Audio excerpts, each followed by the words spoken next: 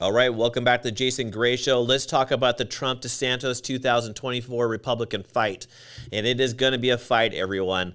These two are bulldogs. They can fight with anyone. I mean, they are the best in regards to taking a question from a reporter, say, ask me any question you want me to ask, and I will answer it. And they will come back with an answer, and they're super, super polished.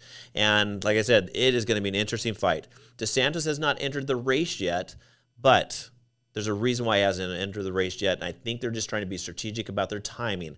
Now, keep in mind, with Trump being charged with those 34 counts the other day, and then just the other day, there was a 500-page Oppo research report sent out on DeSantis. So it has me sort of thinking here a little bit, are the Democrats getting so aggressive where they want Trump to be that front runner and be that person in there, at the end?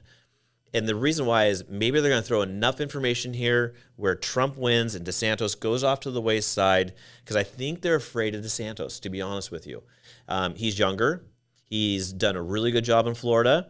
Both candidates are, like I said, super aggressive, and I think they're more worried about DeSantis than they are about Trump. They have taken the Trump name and just beat it down to nothing. And the Trump derangement syndrome is a real thing, people, right? There are people that think he's the evilest person in the world. Hey, there's good points and bad points about him. But a lot of his policies were great, and if he had some abilities to move things around a little bit, he would have done more as a president.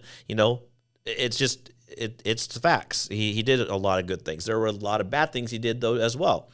So let's talk about them just dropping Trump's name so much. You got to understand the Trumps are going to be like the Kennedys.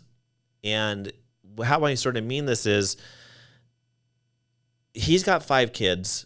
He's got, look at Barron. Barron's probably, 16 years old or so. He's lived with his dad's name through the mud year after year after year.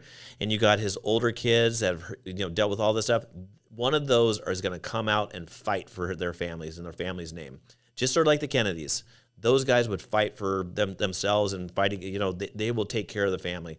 And so the Trumps are not, even if they get rid of Donald Trump and does not go and doesn't become president, trust me, his family is going to come after them for sure. Let's be real. Now, let's roll back to the DeSantis thing. They did this Oppo research, 500-page Oppo research that they released out to everyone. This is just a phishing material that they do on every candidate, but they are aggressively doing it now because they think DeSantis is going to run, and they are going to do anything they possibly can to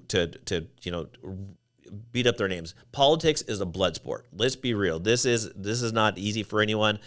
And the biggest frustrating thing for you and me, let you be a Republican, an independent, a Democrat, I don't care who you are, they all lie.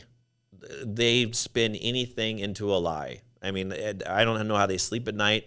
It's incredibly frustrating to see them on the news, and you see the Democrats say something, you see the Republicans say something, and at the end of the day, they're all full of crap at the end of the day. So now when DeSantis announces that he's going to run, Trump is going to go for the throat. That is just the way he is. Now, would it be nice for those two to pair together? Absolutely. It would be great for them to pair together. But you got two super egos, and no one's going to want to be the vice president. Trust me. These guys are going to fight to the end.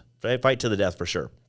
It was really interesting the other day, by the way, when you were watching Trump do his announcement when he flew back down to Florida after his indictment. And I don't know if you noticed this or not, but ABC had blurred out his donation link. And so at that point in time, people are calling for election interference. Did ABC do some election interference because they took that out of there? And then at the same point in time, Rachel Maddow on MSNBC came out and said, I'm not even going to show it because this is just going to be a campaign speech. Was it a campaign speech mixed in with his indictment? 100% yes, it was. And he did a really good job sending that information out there. And I think media has realized what they did wrong was it was Trump's story literally every day during the 2016 election. That's what won him the election. And I think the media now has realized try to keep him out of the news so he's not relevant. And that's how they're going to do it.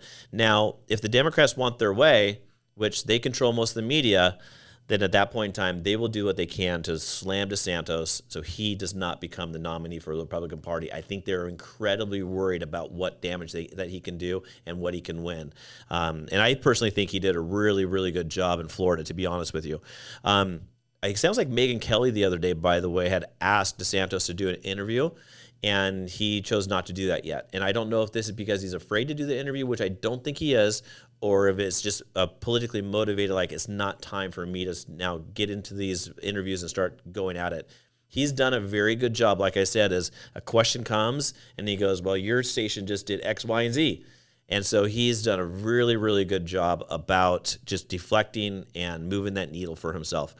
So as this 2024 election series comes along, I will be reporting on it.